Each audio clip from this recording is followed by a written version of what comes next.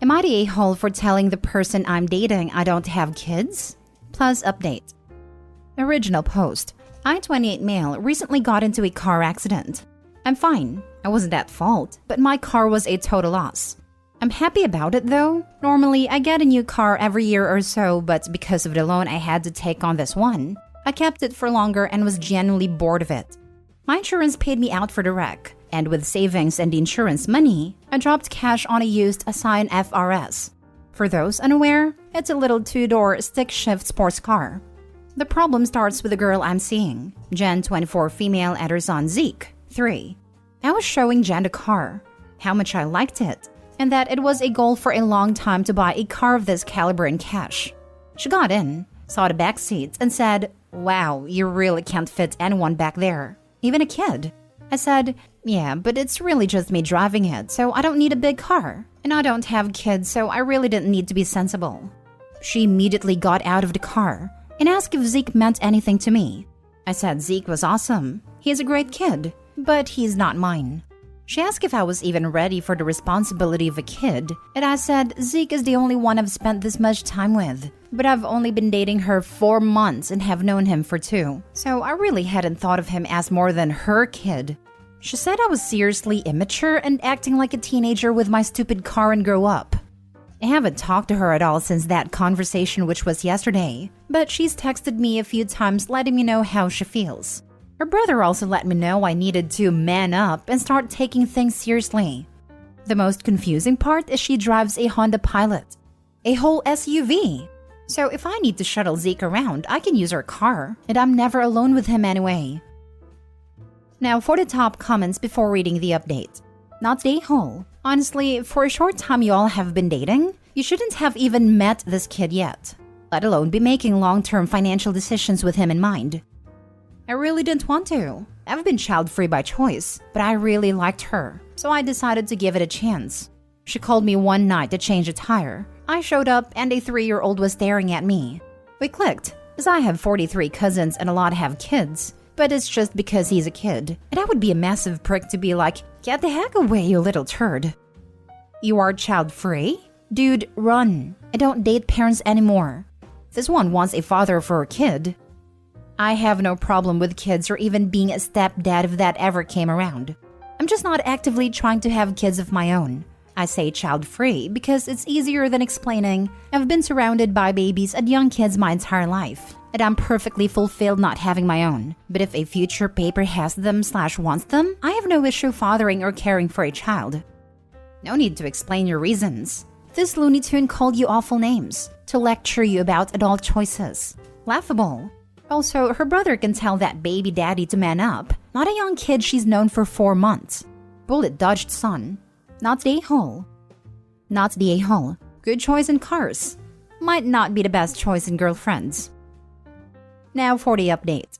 Because I want to just get it out there, lol. The accident happened 2 weeks ago. I bought a new car on Monday, and this all happened Thursday night. After she blew up, I never replied to her texts that night. I was upset and wasn't in the headspace to calmly talk about what happened. So I smoked some weed, played GTA, and fell asleep. I worked today, Saturday, and wasn't able to check my phone. I work at a shop building high-performance cars on Saturdays, so I need all my focus going to clients that spend $20,000+ on these things. I came home and had a small conversation via text with her, where I then made this post. After, I told her over text I'm not selling the car, but in a few months I'll finance a truck since I need one to tow the boat. I promise I'm not rich, just professionally poor. I buy junk and fix it up. And she did not think this was an acceptable response. I left it alone again and went to my parents' house to hang out with them and relax. She called me, absolutely hammered drunk, and went on a 20-minute ramble about the choices I make in my life and how she expected me to be a better person. I don't want to get this post banned from the subreddit, so I'll just say I no longer have to worry about being Zeke's stepdad or what Jen thinks about my automotive situation. I really liked her, so it's kind of a bummer, but these comments and her phone call opened my eyes to a big pot of marinara flag she was cooking. That's really the only update I have. I really hoped it'd be more dramatic, lol. I went into this thinking Opie hid the fact that he had kids from his girlfriend or something. But yeah, I'm on his side for this. 4 months is incredibly short, and expecting him to basically adopt her kid after that is daft. It's not like he wasn't open to it, but this is the equivalent of demanding someone marry you basically.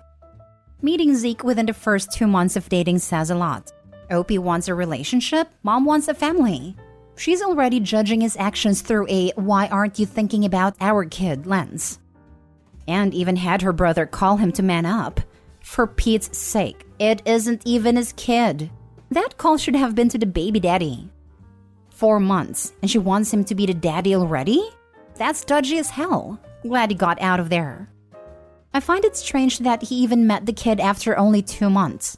That's just a recipe for that child developing attachment/abandonment issues. I have single parent friends who won't let a potential partner meet their kids for at least 6 months, and after a conversation that established boundaries and deciding to be fully committed. My mom took me on dates with her, and she let her dates try to parent me when I was an older kid, like 10 or 11. When I was younger, I never met anyone, and I would have preferred if she had continued that. She had odd taste in men. My mom took me on her first date with my stepdad. He was/is an amazing guy, and took on the role wholeheartedly. But it does bother me a little to think that he was more or less emotionally manipulated into being a dad. I guess in the end, it just makes me love him more. Now for the second story. Update. Am I the a-hole for revoking my wife's access to my car? Original post. I, 36 male, love my wife, 32 female. She is awesome and our relationship is solid, but she's a very different person than I am. I am, by nature, an organized and process-oriented person. I work as a project manager and my life is focused around structure, planning, deadlines, etc. My wife is the opposite. She's a creative type with a great career in advertising. Nothing about her life is organized. Everything is haphazard and somewhat chaotic. But this is what makes her good at her job. I understand and accept that and have done since I fell in love with her. We're different, and that's a huge part of her awesomeness. She's cool and exciting and brought new things to my life. I love that. The issue. We both have cars. My car is newer and has better tech, but they're similar. But I keep my car clean and tidy all the time, while her car is a mess. Garbage, empty coffee cups, trash rolls around when driving, etc. She hates dealing with it. And because my car is nicer than hers, she prefers to use my car. 3 weeks ago, she's going to a friend's place up in the woods, 5 hours drive, for a girls' weekend. I'm going out for the weekend skiing, 3.5 hours. We're both leaving at the end of work Friday. At 4 p.m., my wife is done and she leaves. Love and kisses, etc. When I finish at 7:30 p.m., I'm antsy to get going, so I go to load my gear. But when I get outside, my car is gone, and hers is on the driveway. I thought, what the heck? Did she take my car? I call her and we have a fight because I'm angry. I have a ski rack on my roof, and the gear doesn't really fit in her car. But she's already 3 hours into her trip up north. I don't want to ruin her weekend by making a big deal about this, so I suck it up. There's no gas in her tank as usual, so I get gas. And as I leave the gas station, I get pulled over. I'm just freaking angry at this point. Cop asks for license and registration, which I'm already looking for and can't find. There's tons of papers and receipts, and all sorts of random things in the glove box and center console. I can't find it. Cop, I pulled you over because your license plate tags are expired. Me, this vehicle is registered to my wife's name, of previous apartment address as she hasn't updated her registration. Cop, there's also unpaid citations on this vehicle. I have to inform you that I am impounding this vehicle. The cop writes up a ticket, calls a tow truck, and tows it to the pound. Since then, we have had a couple of huge fights about this. I feel that she needs to be more organized, starting with keeping her car legal. To force the issue, I have revoked my wife's usage privileges of my car until such a point that we're on more of an equal footing, and she's mad about it. I am not prepared to budge on it until she takes care of her car situation. So give it to me straight. Am I being an a-hole about a car? Now for the top comments before reading the updates 8 months later. Not the a-hole. Wow, she really screwed you over. How can she even be mad at you? She should be apologizing. Okay, to be fair, she did apologize profusely when she found out what happened. She's not mad at me per se. I think she's mostly mad at the situation and probably a bit embarrassed. But yeah, it did seriously screw me over. Found out what happened? Dude, she's well aware that she got tickets and didn't pay them. She's well aware her registration is expired. She took your vehicle because it's legal and there was no risk of her getting pulled over and the car impounded. She knew her car shouldn't be on the road, and she left you with it anyway. Not the a-hole. Curious as to your wife's point of view though. She took your car without asking, probably to avoid being told no. You end up missing your weekend because of her car. And she's mad because she has to use her own car now? Yep, she uses my car all the time. And I am totally fine with it because we're a team and we share everything. She says she simply didn't think about it. And I'm inclined to believe her because that's true to her character. It's not really an excuse, but she's not the type to deliberately do something secretively that she knows I will disagree with. She's pretty open and we communicate well. In this situation, she messed up and she knows it. But it's prompted a bigger conversation between us about her being a lot, more responsible. And now for the update. Hi everyone. It's been a while and I've had a lot of requests for an update. A lot has happened in the past 8 months. This issue really opened up a huge can of worms that I am having a hard time knowing what I want to do moving forward with. Bear with me, this is long. So here's what happened since this post. Important context, we never joined our finances. We have separate bank accounts where pay goes into, and a joint account that we both put our monthly funds to cover joint expenses. And it's been working fine for years. We also have separate accounts for things like cell phones, car insurances, and other stuff that we had before we got together. Retrieval of her car. 1. I've never had a car towed before, so didn't really know what to do. And holy smokes, this was a complete crap show. I called the number for the impound lot, and they informed me that before I could get the car back, we needed to pay off all the citations, get the car compliant, etc. Of course, the DMV doesn't open till Monday, so I'm without car all weekend. 2. Monday. We got into the DMV to sort this out. I find out that there are 47 unpaid tickets for my wife's car, going back for almost 2 years, which cost over $1,500 to clear out. I was dumbfounded. I almost exploded and asked, what the heck is going on here? And she basically started crying, saying she knew it was an issue but didn't realize it was this bad. 3. She didn't have enough money to pay for the tickets because her credit card is maxed out, which was news to me too. She has a $10,000 credit limit on her card, so I paid it off. 4. Then we tried to change her registration from her old address to our address, which prompted a whole other issue. Her insurance has lapsed. I didn't know this either. So we had to get on with her insurance company to get that sorted out. While going through this process, I discovered that her premium was literally 4 times more than mine, and they insisted on a full payment upfront for the 12-month period, which was $4,800. 5. To get everything complete and a car to be released took 3 days.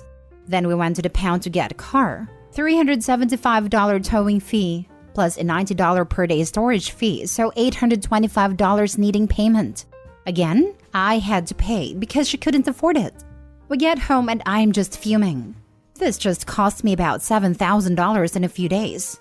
Our first real fight. After we get home from picking up the car, I am just beyond frustrated and angry at this entire situation and need to have clearing of the grievances with her. This blew up over 4 hours to the biggest fight we've ever had. I thought we had fights before, but this was different. It was relationship existential. It really opened my eyes to the real issue, that being I actually don't really know who she is anymore. So many skeletons came out of the closet in this 4-hour roller coaster of emotions. Here's the highlight.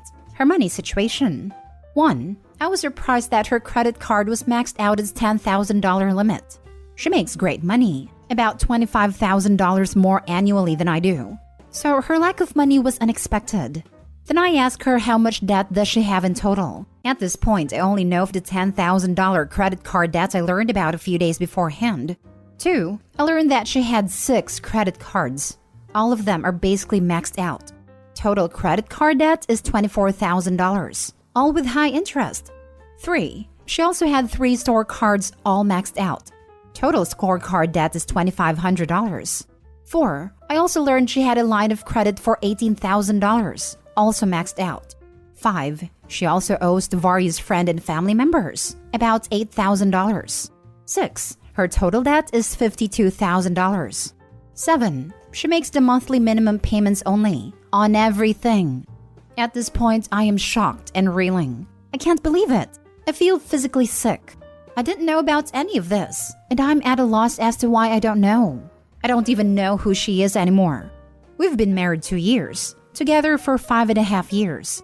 When we moved from dating to a relationship, we had a pretty big talk about core values and what was important to be aligned on before getting really involved. Obviously, things like being exclusive are key, but I also said that financial security and being debt-free are very important to me.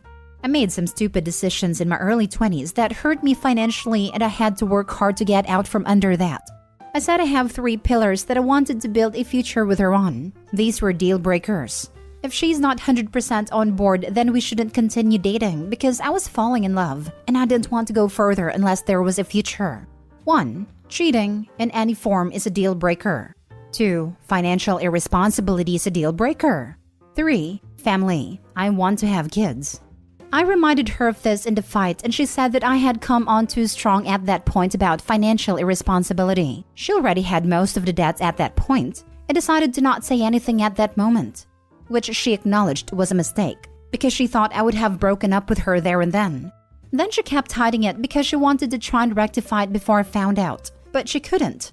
She also pointed out that I never asked about her financial situation, which is true. I didn't. So that was where we were. At this point, I was pretty upset, and I have to leave the house. So I left and went to stay at a friend's house for the night, which ended up being a couple of weeks in the end. The next morning when I woke up, I felt devastated. I had to take some time off work because I couldn't think straight. I kept racking my brains to understand how this happened. How did I not know? How did I not see the signs or evidence? I felt betrayed. It was like I had been cheated on, but somehow worse. I couldn't bring myself to speak to her for the first few days because I was so upset and or angry. I am not usually a very emotional person, so this was difficult to process. I would go from rage to tears to rage to despair in a few minutes. I didn't trust myself around anyone to not be a raging a-hole. She was blowing up my phone asking me to talk to her and come home, but I couldn't. Eventually, I asked my friend to call her and tell her to give me some space and time, which she did. But later on that day, I had her brother and both parents also reach out to me to see if they could speak. I politely declined and said I need time. Obviously, she was going through a tough time too and reached out to them for help. The last 6 months have been hard, but we're working through it. We're both committed to that. But I am still struggling with the enormity of the situation. I still can't help feeling betrayed. I have lost a lot of trust in her, but we're in a couples therapy to get through this.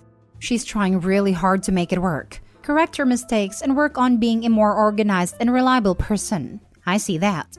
She's made some real major changes in how she runs her finances. She's taken debt counseling sessions and is following those teachings quite diligently and being really transparent with her situation. In the last 6 months, she's consolidated all the cards into one loan and canceled all her old cards. The debt is down to $14,000 since this all started, so this is all super positive. So I am hopeful this has a good ending.